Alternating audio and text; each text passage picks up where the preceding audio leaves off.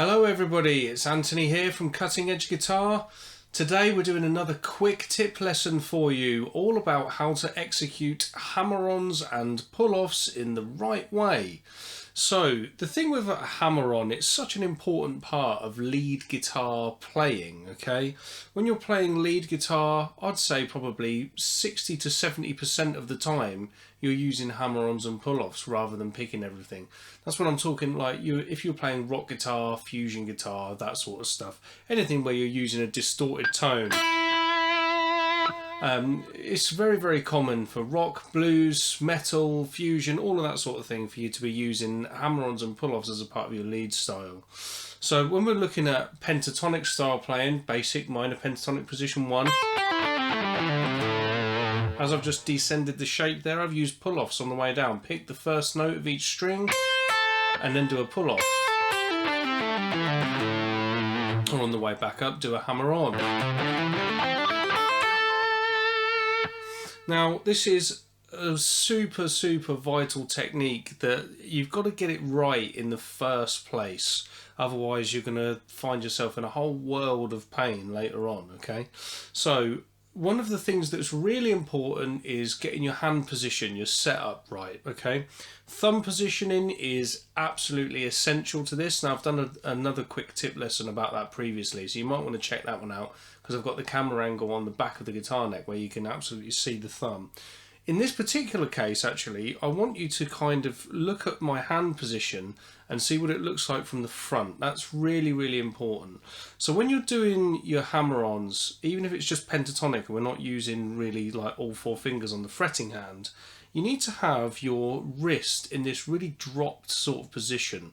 So if I take my hand away from the guitar neck, and if I kind of go out at an angle like this, that's the shape that I've got in my fretting hand, okay? So if I put that back to the guitar, if I execute a few hammers and pulls,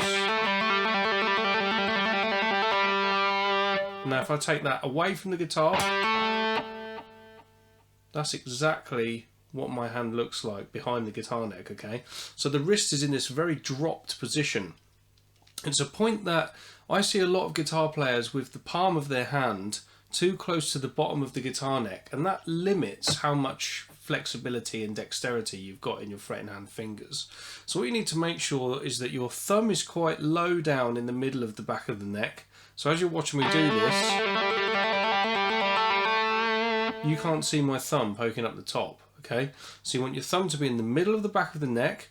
You want your wrist in that sort of almost like L shape, okay? So you've got that L shape here, dropped underneath the guitar neck, and as I've dropped it, I've actually got plenty of space between the cup of the hand and the bottom of my guitar neck there. So now, in terms of maneuverability, my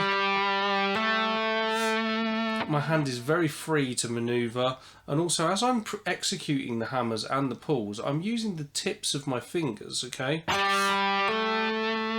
Not the print part, because if you get into that sort of thing, you're going to start doing double stops, like accidental double stops, and get note bleed and all that sort of stuff that you don't want.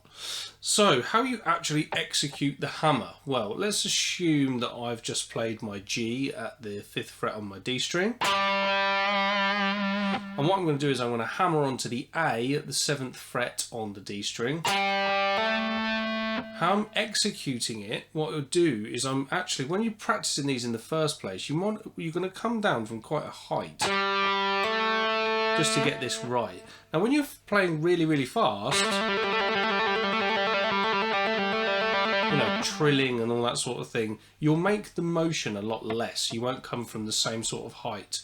But in the beginning, if you go from a height and you actually try to do it with loads of force, you'll really teach yourself the full motion of that hammer-on. Then later on, what we're going to do, very similar to what Bruce Lee used to talk about with his 1-inch punch, we're going to try to recreate that same amount of force, but coming from a much closer distance to the fretboard.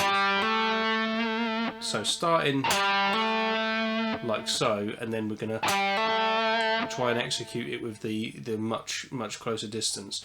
Now when you do your hammer on, make sure that you're getting right onto the very tip of your finger, right on where your calluses are.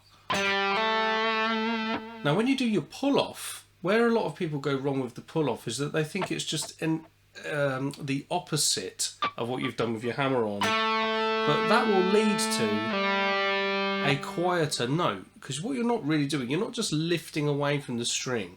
What you have to do is pull down and then away. So you actually flick the string. When you produce your pull-offs, your finger that's doing the pull-off should really act like a plectrum higher up the guitar and literally flick the string. Now, I know that there's some players out there, some really high profile players over the years, that have said that they don't like the sound of a pull-off, so they try to hammer on in reverse. So instead of, and what I mean by that is when you're hammering on, you're usually going from a low note to a high note, and when you pull off, you're going from that higher note to the lower note. So if you're pulling off in reverse, let's say if I'm playing, hammering on in reverse, let's say if I've done three notes on that D string, so I'm now going to go B, A, G.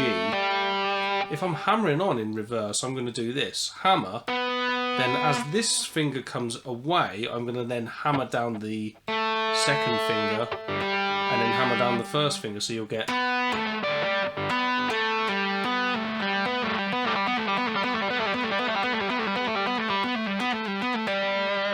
So that's reverse hammers. That's not something that myself I'm particularly good at. I prefer the pull-off.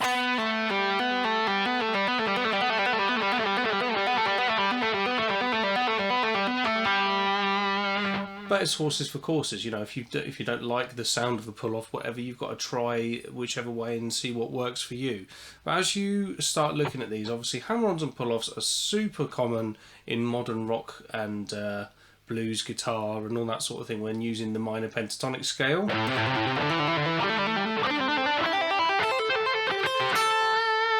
But also as well, they work really, really well with things like 3 notes per string and modal scales and all that sort of stuff. So for practicing just standard hammers and pulls, trilling is an ideal way to practice this in something like the minor pentatonic scale. You can work up and down the length of a string in minor pentatonic doing trills.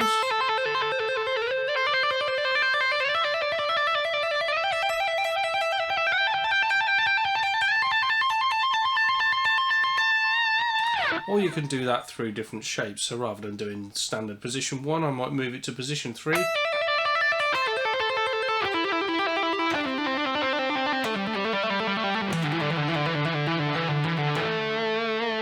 And of course, when you're doing like your modal 3 notes per string scales and all those sorts of things, it's nice to just take, in modal scales, there's like, well, in modes of the major scale at least, there's 3 standard fingerings. You're either going to see fingers 1, 3 and 4, fingers 1, 2 and 4, or fingers 1, 2 and 4 with like a tone spacing, so tone, tone. So we've got 1, 2 and 4 where it's semitone, tone, or 1, 2 and 4 where it's tone, tone. What you could do just to practice your hammer-ons and pull-offs with these, this is a nice little exercise you could do, is just play your first note, then just do hammer, hammer, pull off, back to where you started, hammer, hammer, pull off, pull off. And gradually build up your speed if that's what suits you, if that's your thing.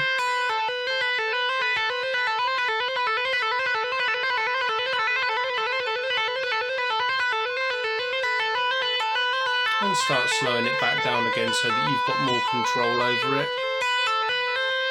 Some players like to lift up that first finger so that they can do things like this.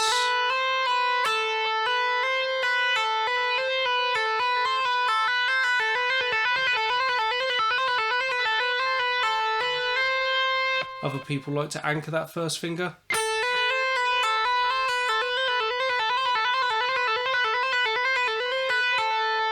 Just try both, see what works for you.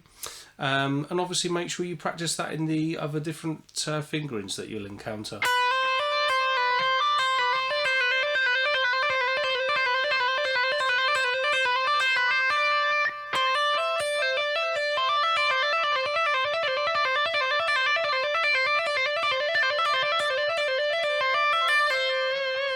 So there you go, there's a little bit of advice for you on hammer-ons and pull-offs. Hope you've enjoyed the lesson, guys. Make sure you subscribe to the channel and hit the bell notifications so that you get notified when I do another lesson. Cool, take care, I'll see you in the next one.